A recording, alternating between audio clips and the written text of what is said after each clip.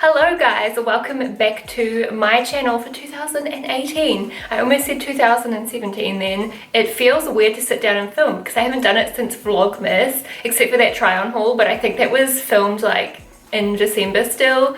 So this is my first video sitting down for the new year. I am so excited for this year on my channel. I have got so many videos planned. I've just had a new wave of inspiration, I guess. So much more motivation in life to do what I want to do. I was thinking about doing a video on my goals and stuff like that, but I just didn't get around to it because Tom has been on break as well. So we've been hanging out, been seeing lots of friends and family and that sort of thing. But now everyone's kind of back to work and so am I. So I wanted to sit down today. This is kind of like a bit of a story time, I guess, but I just wanted to share this with you because I think it's such an amazing way to pick up a designer item. Those of you who follow maybe my social media and that sort of thing, you will know that I am a bit partial to designer fashion. I love a sort of classic style. I love like a preppy look, and I feel like I've been all over the place with my fashion last year. I was just sort of buying whatever was in trend, and I think a lot of us can easily fall into that mistake, I guess, because it didn't necessarily suit me. This year I totally know what I want in my wardrobe. I've already had a huge clear out. If you guys want to see more fashion videos, definitely let me know. I'm thinking of doing a whole video sort of series on secondhand shopping and finding designer purchases, finding amazing bargains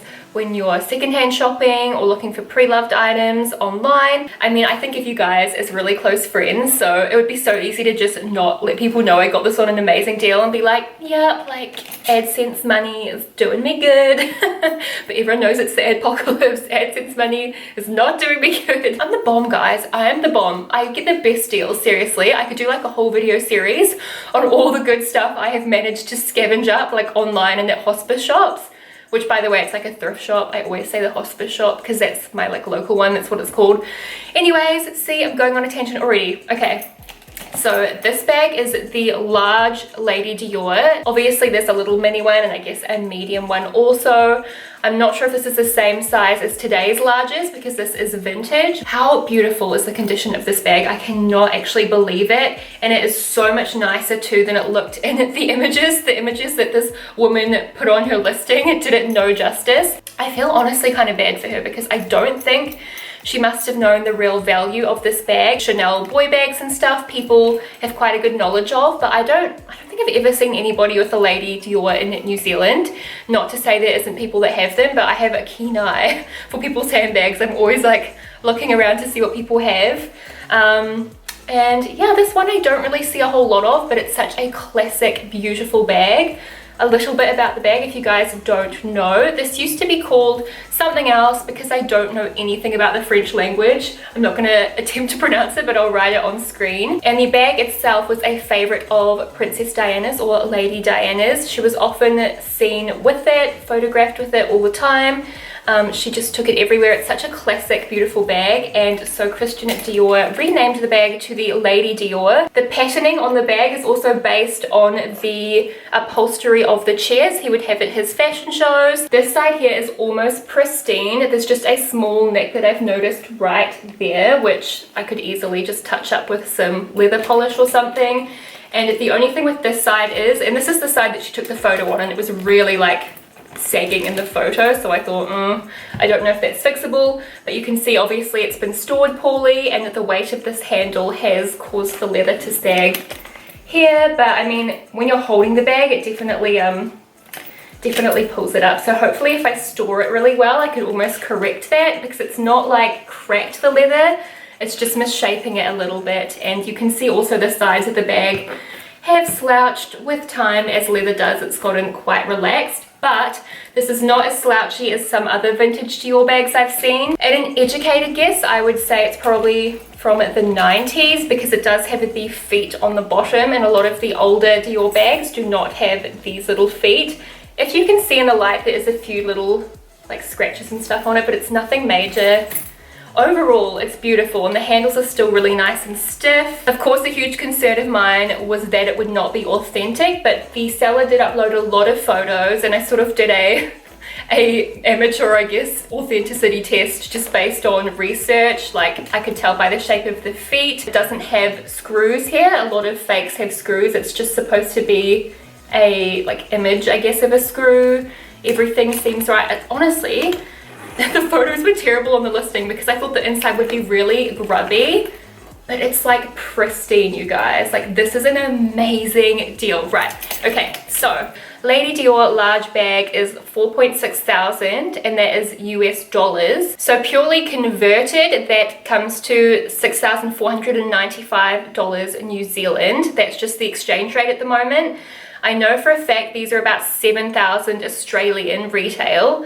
And I think that's for the medium even. Generally, Australia, things are a little bit cheaper than New Zealand. Not gonna lie, the seller could have easily tripled what she listed it for. So she was selling it for 500 New Zealand, and I had about 490 credit. And so I was waiting for something else to sell because I was like, oh, I may as well just buy it with my credit. And I started like sweating at night because you can see how many people are watching the listing. It had like 9 watches, but nobody else bought it. I'm like, what is it with everyone? And she actually thanked me for buying the bag, like for getting it off her hands, because she was just like, yeah, like it's a family heirloom. Thank you so much for buying it. Like, I really appreciate it. And I was like, don't be thanking me, girl. The bag did not look as in good condition on the listing, but I was thinking, even if I have to get it like reupholstered or a few things changed, like, I will never again in my life get a Lady Dior bag for such a great bargain. Like, that is amazing. Obviously, people watching the bag, like on their watched page, maybe didn't know the true value of the bag, and the woman really didn't care what it sold for. She just wanted it off her hands. So I feel incredibly lucky. Like, oh my gosh, I just had to share this with you guys. This is such a cool deal. The one thing I will say is I need to get a shoulder strap for it because it was missing the shoulder strap and it was missing the dust bag, but I just took a chance because, like I said, I did my research, you know, just on YouTube, how to spot a fake versus a real bag, looked up people's unboxings of their authentic Lady Dior's, compared them to the photos on the listing. But I think Designer Wardrobe does have like a buyer protection policy in place, and I'm pretty sure if it wasn't authentic, I would be able to get my money back, so I just went for it. Even though there wasn't any authenticity cards with it, no dust bag, no shoulder strap. Usually I would not do that. Usually I would say only get something with authenticity cards, but I suppose that's why in her mind she made it so discounted, because it was without like the shoulder strap and everything. But the shoulder straps are only like a couple of hundred if you buy them from Dior, I think. Because this is vintage, I don't know if it's possibly too late to buy a shoulder strap for it from Dior. This is not sponsored by Designer Wardrobe, by the way, but I would highly recommend signing up to that if you're in Australia or New Zealand. Otherwise, yeah, Depop or something like that. Just keep your eyes peeled, because I was on for months before I found this listing. This bag was technically free because I had that credit, but even if I'd paid out of my pocket, it would have been like $500 for like a 7 grand new bag. Are you joking? So I think to date, this is my best rated success story from secondhand shopping. This bag is incredible. I'm going to treasure it for life. I will never sell this bag.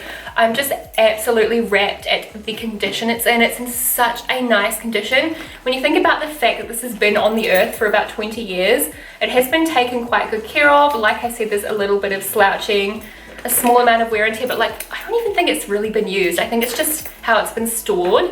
That's kind of, because the inside is like pristine. It is so pristine. There's like not a crumb or like a piece of dust in there. Do let me know what you would think of more videos like this, because I know some people do just prefer to go into the store and spend the money and get the item straight away, because there's no hassle involved. Like, it takes hours of scouring through stores, searching online to find these gems. That's why I'm kind of thinking you guys might want to hear like my tips and tricks, because it's not easy. Like, that's why a lot of people don't do it, but I'm so into it. Like, I'm a bargain hunter, guys, at heart. I love it. But how cool that I can like get designer stuff. Do you know what I mean? Like, I don't think I'm making any sense, but this gives me life. Like, this was the best purchase today. I just kind of want to inspire you guys too, to just open your mind to secondhand shopping, because you can find some amazing stuff. This is my first little video of 2018. I hope you guys enjoyed it. I've got so many more coming.